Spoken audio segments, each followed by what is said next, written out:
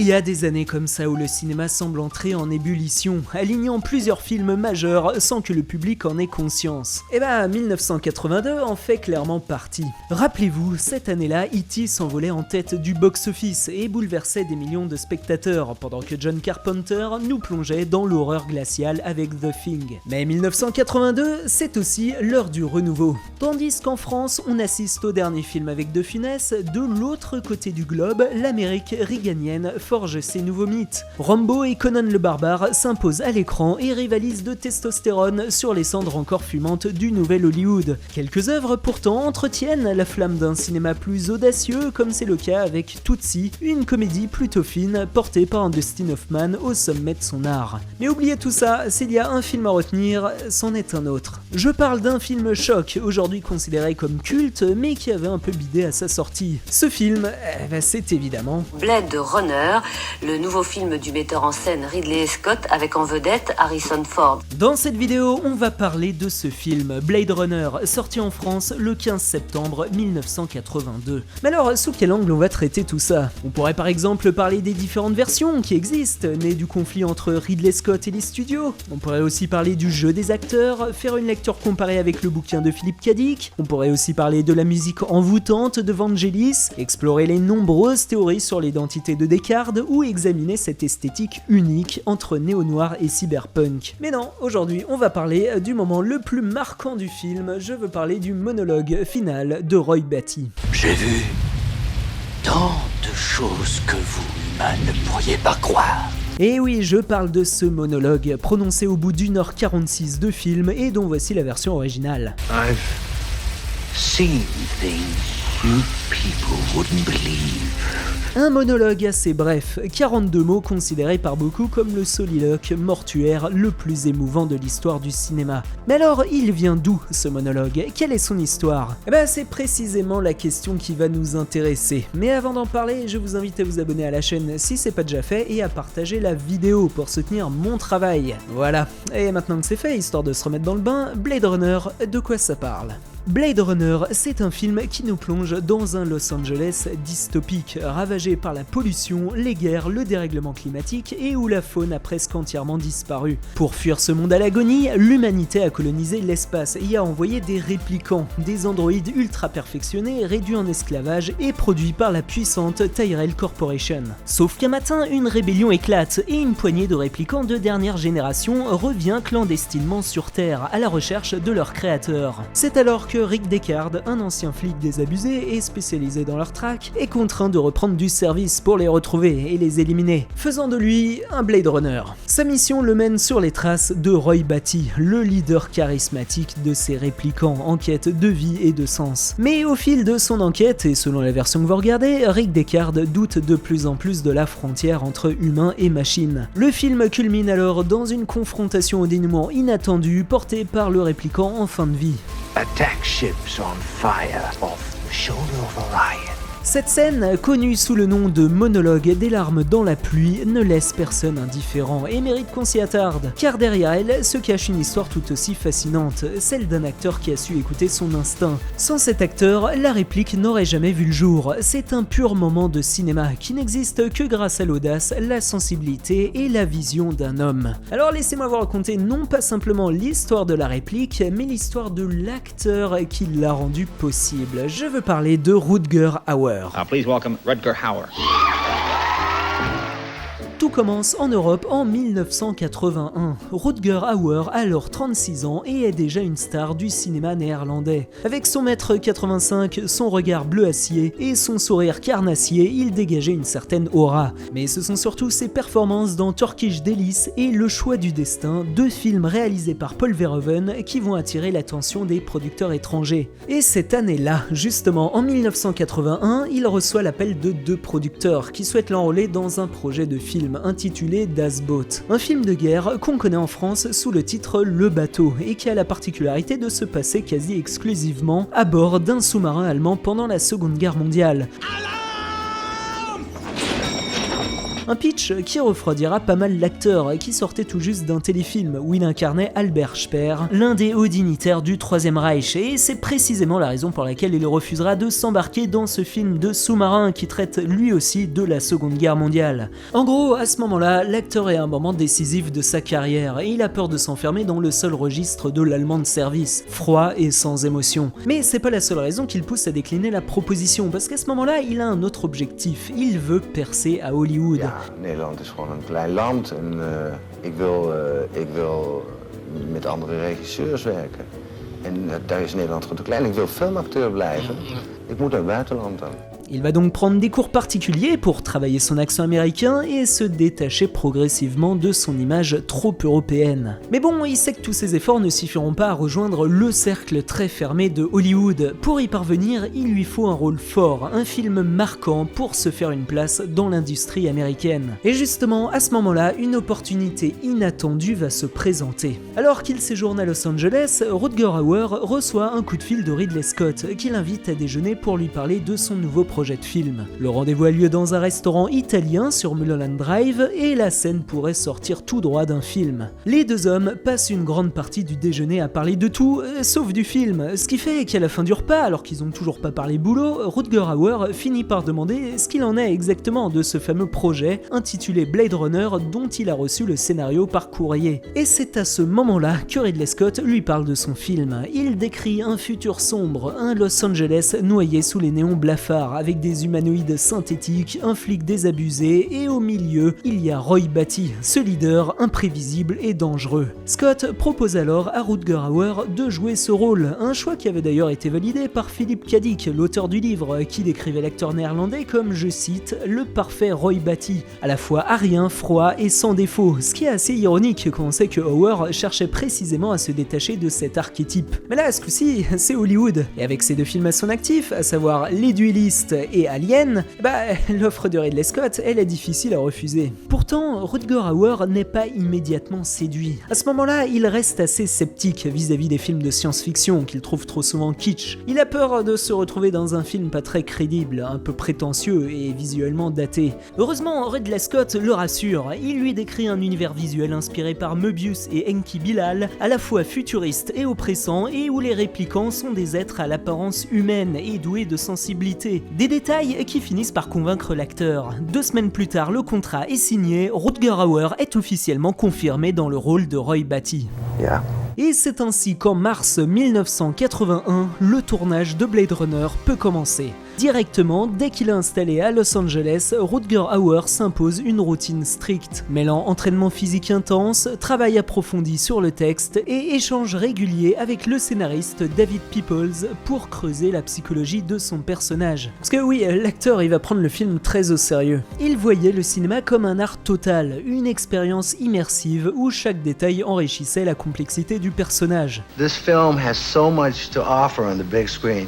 Film is basically about details, small details, and you get it. Dans sa loge, il relit le script, affine son personnage, assiste même aux scènes où il n'apparaît pas pour cerner l'esprit du film, et dès qu'il rentre en jeu, il propose spontanément des ajustements à Ridley Scott, comme c'est le cas pour cette scène, la première que l'acteur est amené à tourner, celle où Roy Batty affronte et tue son créateur. À ce moment-là, Rutger Hauer, il est un peu perdu, et il voit pas très bien où le film veut en venir. Il propose alors une idée inattendue, que son personnage embrasse Tyrell avant de l'éliminer. Un baiser froid, dénué d'émotion, comme une tentative maladroite de la machine pour imiter un geste humain, sans en saisir le sens. Ce genre d'intuition illustre parfaitement la manière dont Rutger Hauer travaillait. L'acteur abordait chaque rôle comme une page blanche. Dans une interview réalisée il y a quelques années, il décrivait son métier comme un processus instinctif, où on construit un personnage sans certitude, avec humilité et intensité. I look at the screenplay and I think, this is how I work. This is how I work. And this is my character now. I'm looking at it and sometimes I just throw it away. Sur le tournage de Blade Runner, cette approche trouve donc un terrain fertile. Pour l'acteur, il ne s'agit pas seulement de comprendre son personnage, mais de le ressentir, de s'y fondre totalement. Et c'est grâce à cette rigueur, à cette méthodologie que Roy Batty dépasse le cadre de l'antagoniste traditionnel pour devenir le cœur du film, au point de carrément reléguer presque au second plan Rick Deckard, pourtant incarné par la vraie star du film, à savoir Harrison Ford. I don't see the villain so much. I think Harrison is the villain. Tout le tournage baigne ainsi dans cette atmosphère d'expérimentation et de liberté jusqu'à atteindre son paroxysme dans les derniers jours avec la scène finale, la confrontation entre Deckard et Batty. Alors à l'origine, cette séquence finale, elle avait été pensée comme un affrontement physique intense, un peu à la Bruce Lee. Mais Rutger Hauer rejettera cette idée initiale, il voulait pas d'un simple duel d'action, lui ce qu'il voulait, c'était autre chose. À la place, l'acteur propose une approche totalement différente, il veut transformer le duel en une chasse psychologique, un jeu du chat et de la souris sous la pluie, proche d'une danse funèbre où Deckard soudainement devient la proie. La tension culmine sur les hauteurs du bâtiment où Deckard, épuisé, glisse et se retrouve suspendu au rebord du toit à la merci du répliquant. Mais au lieu de l'achever, Roy Batty le sauve et dans ce renversement bouleversant, il se laisse mourir après avoir livré évidemment l'un des monologues les plus émouvants de l'histoire du cinéma. Et c'est cette réécriture, plus psychologique, qui sera rapidement acceptée par l'équipe du film. Mais attention, ça s'arrête pas là. C'est aussi Rutger Hauer qui donnera au monologue sa forme définitive. I watched sea beams glitter in the dark near the 10-house gate.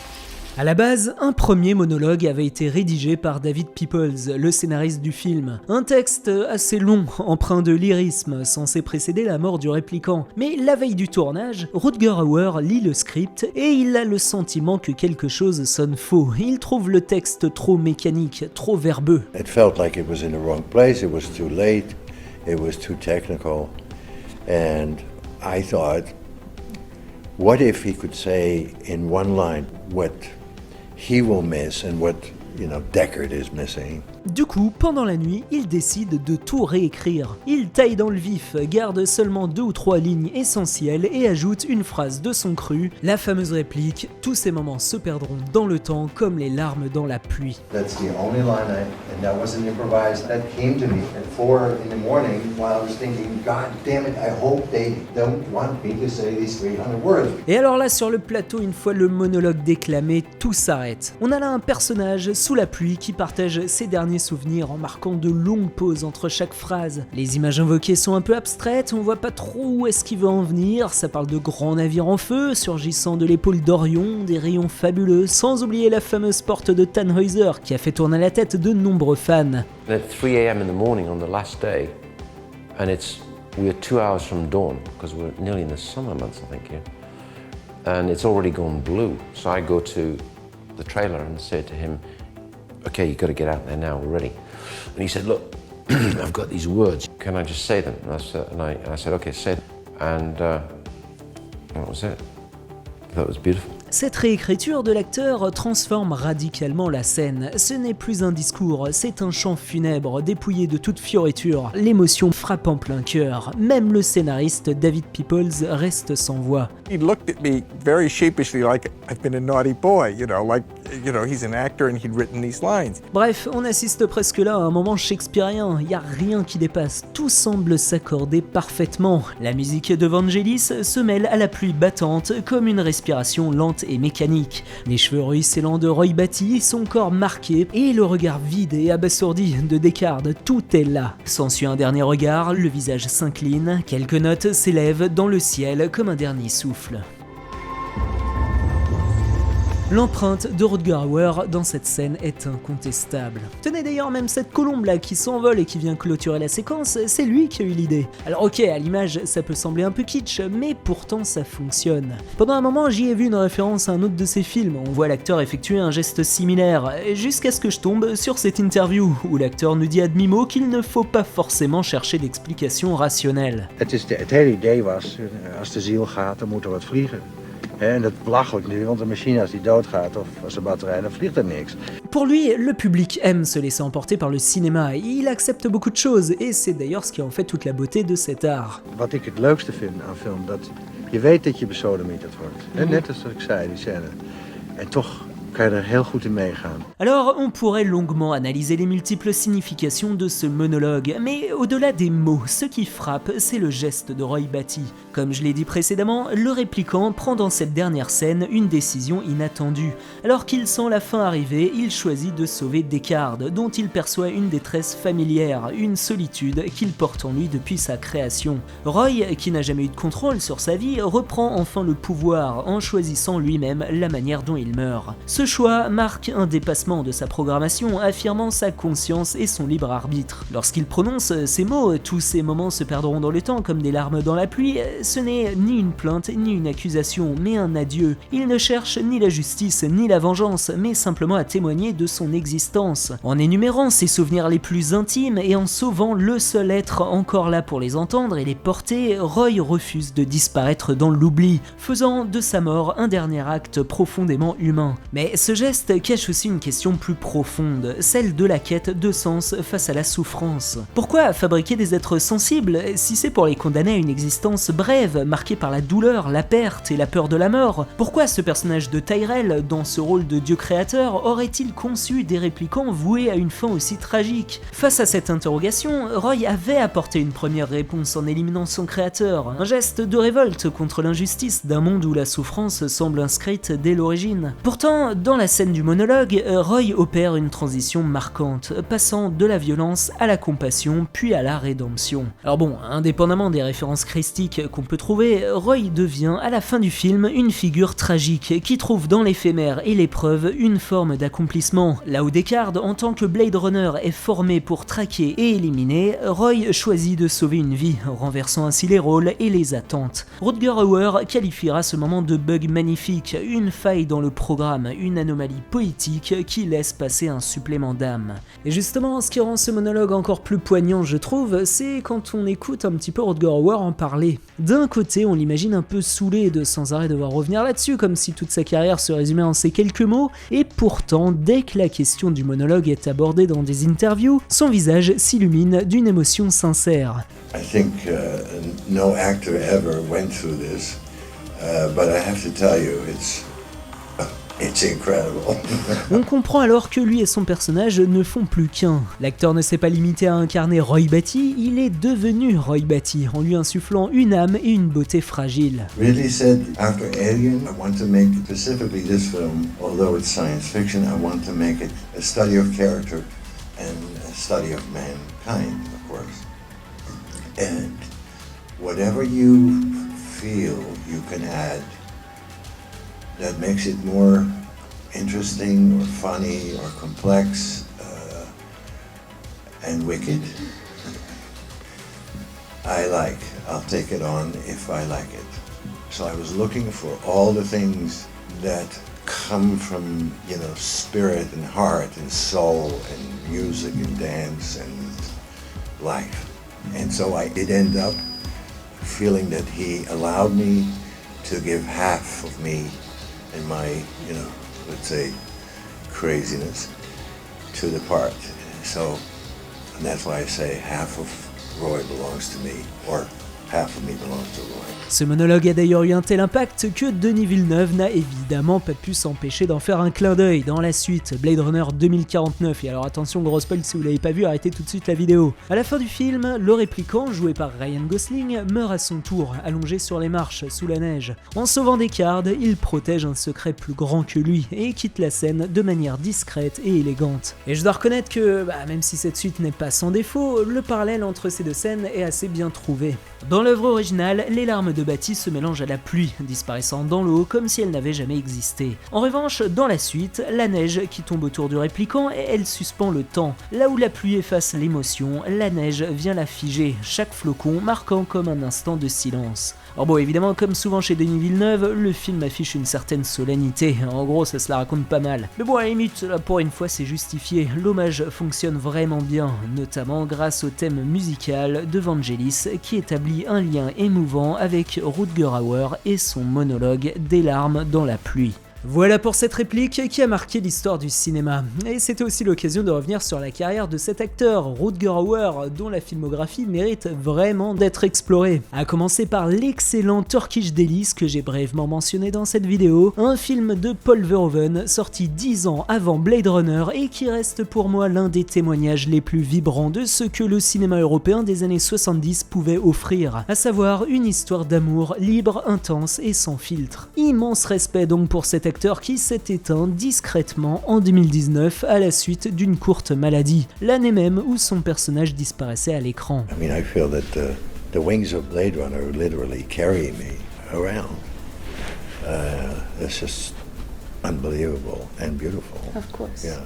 On se retrouve très prochainement pour un nouveau sujet. En attendant, n'hésitez pas à vous abonner si c'est pas déjà fait et puis à partager la vidéo pour soutenir mon travail. De mon côté, je vous dis à bientôt pour une prochaine vidéo.